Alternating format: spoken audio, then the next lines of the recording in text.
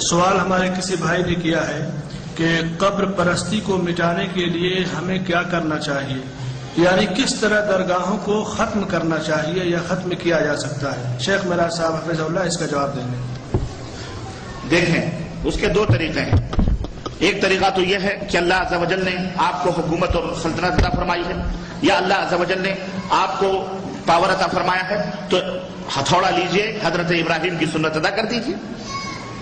ہے نا، ایک کنارے سے توڑ تاڑ کے برابر کیجئے، اور جو آئے اس کو بھی توڑیے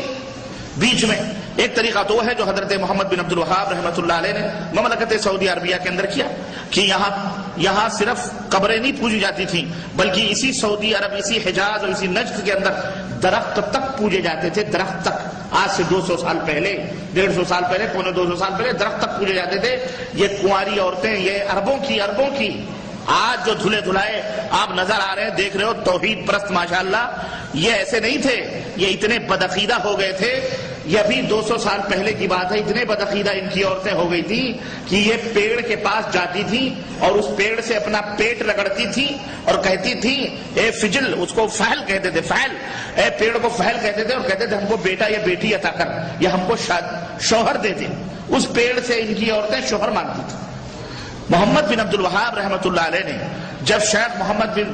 محمد بن سعود جو ریاض کے امیر تھے، جب ملے اور ان سے درخواست کی کہ میرے پاس علم ہے، میرے پاس قرآن و سنت کا علم ہے، آپ کے پاس اللہ تعالیٰ نے قوت عطا کی ہے، آؤ علم اور قوت مل کر کے اس ملک کو پاک و صاف کریں۔ چنانچہ وہ دونوں ملے تو اللہ تعالیٰ نے یہ ملک سعودی عرب عطا فرمایا، جہاں شرک کے جتنے بھی مظاہر ہیں اللہ کے فضل و کرم سے پاک و صاف ختم ہوئے، اور اس طرح سے تلوار کے ذریعے، قوت کے ذریعے اس کو ختم کیا گیا۔ اس پیڑ کو کاٹنے کے لیے، یا اسی طرح سے ایک پہاڑی تھی زید بن خطاب کے نام سے، اس پہاڑی کی بھی پوجا ہوتی تھی، اس کو مٹانے کے لیے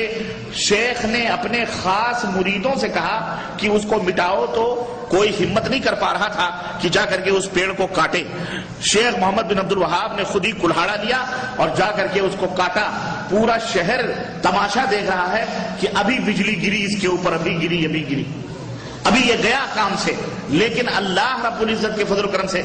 جس کو اللہ رکھے اسے کون چکھے، اللہ تبارک و تعالیٰ کے مرضی کے مطابق یہ کام ہو رہا تھا۔ چنانچہ پیڑ کاٹ کر ٹکڑے ٹکڑے کر دیا، انہوں نے ختم کر دیا، وہ نشانی مٹا دی، اور ان کا بال بھی بیکا نہیں ہوا۔ تو ایک تو یہ کہ یہ جتنے بھی مزارات اور قبر اور درگاہیں ہیں، اللہ رب العزت طاقت و قوت عطا فرمائے تو ان کو توڑو، تمہارا ایک بال بھی کوئی ٹیڑھا نہیں کر سکتا۔